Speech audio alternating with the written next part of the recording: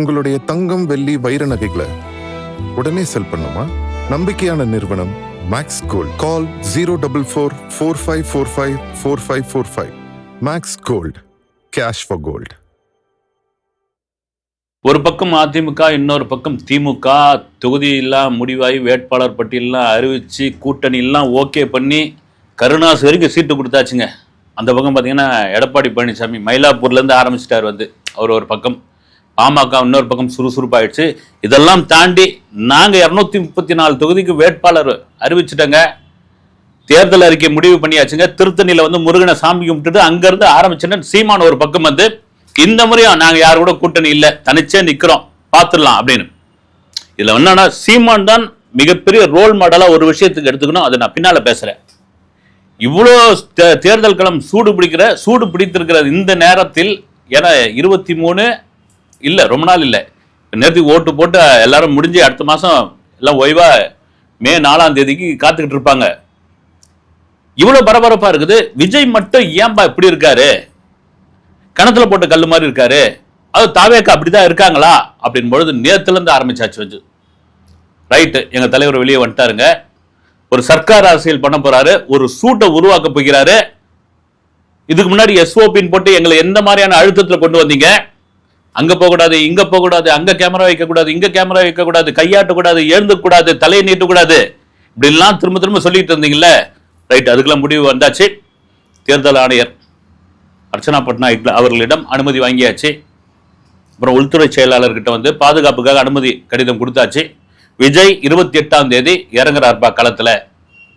வடக்கில் இருந்து தொடங்குகிறார் அவருடைய பிரச்சாரத்தை. எடப்பாடி எப்படி மயிலாப்பூர்ல இருந்து தொடங்குகிறாரோ பெரம்பூர்ல இருந்து தொடங்குகிறார் விஜய். பெரம்பூர் அவருக்கான தொகுதி, அவர் வேட்பாளராக நிற்கக்கூடிய தொகுதி என்பது ஏறக்குறைய 99% முடிவாயிடுச்சு.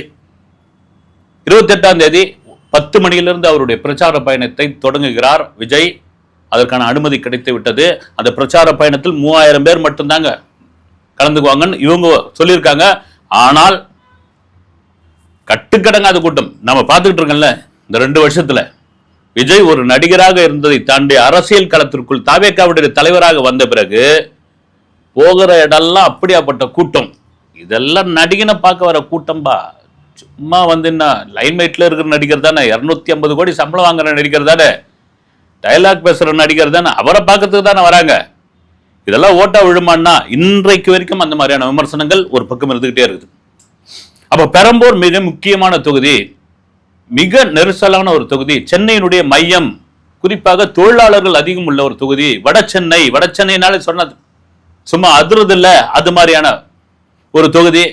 அங்க எப்படி அந்த நெரிசலை கட்டுப்படுத்த போகிறார், எப்படி இவருடைய பிரச்சார பயணம் இருக்கும், எப்படி இவர் அந்த 3000 பேர் மட்டும்தான் அனுமதித்த எப்படி இவங்க டிசைன் பண்ண போகிறார்கள், விஜய் என்ன பேச போகிறார். முக்கியமான ஒரு விஷயம், திருச்சியில இருந்து ஆரம்பிச்சு நாகப்பட்டினம், திருவாரூர், கரூர், இங்கெல்லாம் ஒரு ஃபோர்ஸான ஒரு ஸ்பீச் இருந்தது. ஒரு ஃபோர்ஸான ஸ்பீச், ஒவ்வொரு ஏரியாவுக்கான பிரச்சனையை, திருவாரூர்ல என்ன பிரச்சனை, நாகப்பட்டினம்ல என்ன பிரச்சனை, கரூர்ல என்ன பிரச்சனை, ஒரு பாட்டு ஒன்று பாடினது அங்கு. அதன் பிறகு நடந்த சம்பவங்கள்.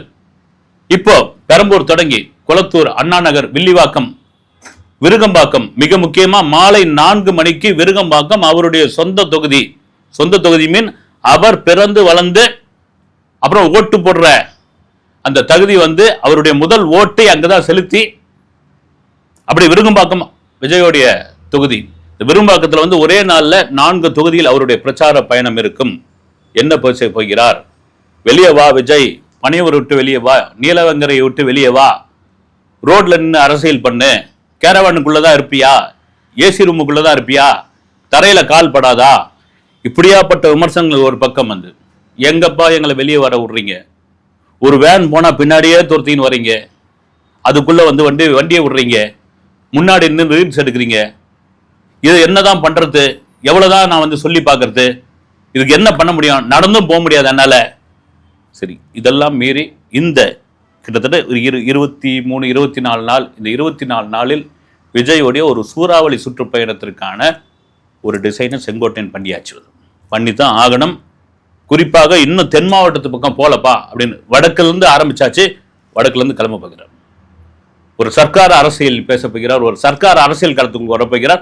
பெரம்பூர் விஜய் நிற்கக்கூடிய தொகுதி என்பது முடிவாகிவிட்டது. பெரம்பூர் அதிமுகவில் கூட்டணி கட்சியான பாமகவுக்கு ஒதுக்கிட்டாங்க அப்படின்னு. இன்னும் டிஎம்கேல யாருன்னு தெரியல. இந்த தொகுதியை பார்த்தீங்கன்னா அப்படி ஒரு சின்னதா ஒரு அலசல் பார்த்தீங்கன்னா, சிபிஐ கிட்டத்தட்ட 3 முறையும் திமுக கூட்டணியில் தான். இதுல குறிப்பா பார்த்தீங்கன்னா 3 முறை போட்டியிட்டு தோல்வி விட்டார். 2வது இடத்துக்கு வந்தவர் யாருன்னா என்ஆர் தனபாலன். இந்த வாட்டி பாமகவே பார்த்தீங்கன்னா அவருக்கு சீட்டு கொடுத்தாலும் கொடுப்பாங்க.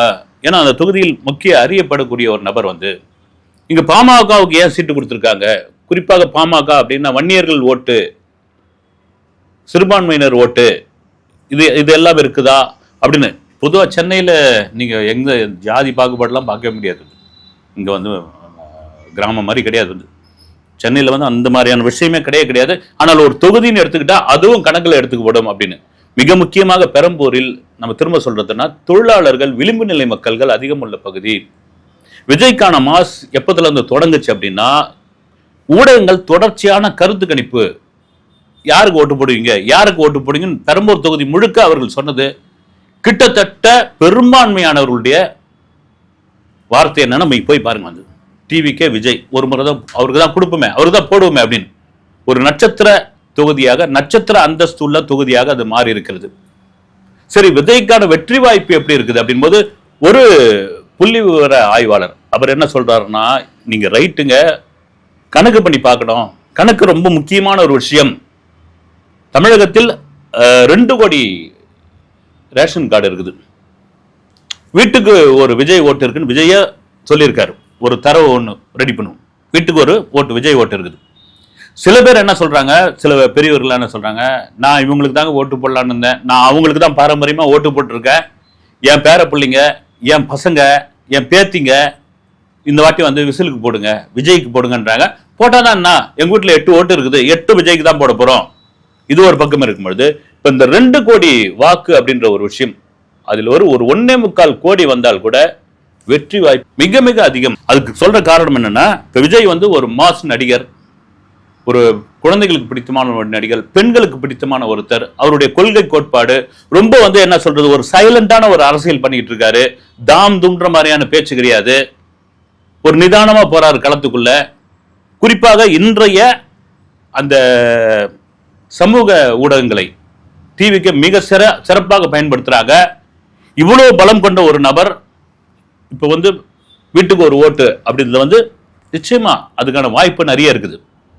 நீங்க சீமான் அவர்கள் வெறும் பரப்புரை பண்ணி தன்னுடைய கொள்கைகளை சொல்லி தன்னுடைய பேச்சால் 9% வாக்கு வாங்கினார் அப்படின் பொழுது விஜய்க்கு அது சாத்தியப்படாதா?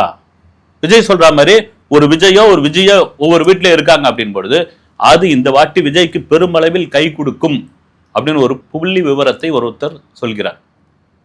இன்னொரு பக்கம் விமர்சனம் என்னன்னா, இங்க போட்டியே அதிமுக திமுக தாங்க. இந்தியா கூட்டணி, என்டிஏ கூட்டணி, இதுக்குதான்.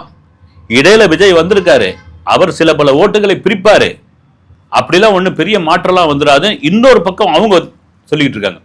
ஆனால் தொடர்ச்சியான கருத்து கணிப்புகளை, பொதுவாக தேசிய ஊடகங்களுடைய கருத்து கணிப்புகளை நீங்கள் பார்த்தால் விஜயோடைய வாக்கு சதவீதம் எகிரி உள்ளது, விஜயோடைய வாக்கு சதவீதம் அதிகமாகி உள்ளது. அது இன்னும் அதிகமாக வேண்டும். விஜய்க்கான வெற்றி வாய்ப்பு வர வேண்டும். அவர் கிங் மேக்கரா என்பதை முடிவு செய்ய வேண்டுமானால் இந்த 20 நாளில் அவர் தேர்தல் களத்திற்குள் பரப்புரை எப்படி செய்ய போகிறார், மக்களிடம் எப்படி சென்று அடைய போகிறார், என்ன கருத்துக்களை சொல்ல போகிறார், குறிப்பாக அவருடைய வேட்பாளர் பட்டியலை வெளியிட போகிறார், யார் வேட்பாளர் இருக்குது, அவருடைய கட்சிக்குள்ளே பார்த்தீங்கன்னா கூட்டணி இருக்குது. இதெல்லாம் மீறி தேர்தல் அறிக்கை ஏற்கனவே சொல்லியாச்சு, எல்லாருக்கும் வீடு, எல்லாருக்கும் பைக்கு, எல்லாருக்கும் காருன்னு. அது இலவசமா கொடுக்க போறதில்ல. நீங்க உழைச்சு நீங்க வாங்குங்க, அதுக்கு அந்த அரசாங்கம் செஞ்சு கொடுக்க, நாங்க வந்தோம்னா அதுக்கான வழியை செஞ்சு தரோம்னு விஜய் மிக தெளிவான ஒரு பாதையில் செல்கிறார் என்பதில் மாற்று கருத்து கிடையாது. அதுவும் இந்த தேர்தல் தேர்தல் சின்னம், கட்டமைப்பு இதெல்லாம் தாண்டி பொதுவாகவே தேர்தல்னாலே நீங்க கட்டமைப்பு விடுங்க, இந்த கட்டமைப்பு இருக்குது, இந்த சின்னம் இருக்குதுப்பா, முழுக்க சின்னமே வெற்றிக்கான இது ஆகிறது. மக்களுடைய மனநிலை அப்படின்னு ஒன்று இருக்கு பாருங்க. ஏன்னா தமிழ்நாட்டை பொறுத்த வரைக்கும் மக்களுடைய மனநிலை ஒரே ஒத்த சீரா இருக்கும். நீங்க தொங்கு சட்டசபைன்ற ஒரு விஷயத்துக்கு தமிழ்நாட்டு மக்கள் கொண்டு வர மாட்டாங்க. ஒன்னு நின்று அடிச்சா நீங்க கன்னியாகுமரியில ஆரம்பிச்சு இங்க கும்மிடிப்பூண்டி வரைக்கும் வந்து ஒரே மனநிலையில் தான் அடிப்பாங்க. அப்படி வந்து ஒரே மனநிலையில் விஜய்க்கான வாக்கு அப்படின்ற ஒரு விஷயத்தில் மக்களுடைய மனநிலையில் மாற்றம் வந்திருக்கிறது என்று சில அரசியல் வல்லுநர்கள் சொல்லியிருக்கிறார்கள். அது என்னன்னு வந்து ஏப்ரல் 23 பதிவுல தெரியும். அது தெரிய போறதில்ல, பதிவுல அவங்க பண்றது. மே 4 கிட்டத்தட்ட 12 மணிக்கெல்லாம் ரிசல்ட், முக்கால்வாசி ரிசல்ட் தெரிஞ்ச போகுது. அப்படி தமிழ்நாட்டு மக்களுடைய மனநிலை ஒத்த மனநிலையில் ஒரே அலைவரிசையில் மனநிலையை பொறுத்துதான் வாக்கு அப்படின்ற ஒரு விஷயத்துக்குள் விஜய் வந்தால் விஜய்க்கு வெற்றிக்கணி என்பது மிக மிக சுலபம் என்பதில் மாற்று கருத்து இல்லவே இல்லை. ஓகே, தமிழக அரசியல் களம் சூடு பிடித்திருக்கிறது. 28 விஜய் களத்துக்குள் வரப்போகிறார். விஜய் என்ன பேச போகிறார், அந்த 4 தொகுதிக்குமான பிரச்சனைகளை, 4 தொகுதிக்குமான அரசியல் எதிரி, கொள்கை எதிரியை பத்தி என்ன சொல்ல போகிறார் என்பதை பொறுத்திருந்து பார்ப்போம். அடுத்த வீடியோவில் சந்திக்கிறேன். நன்றி.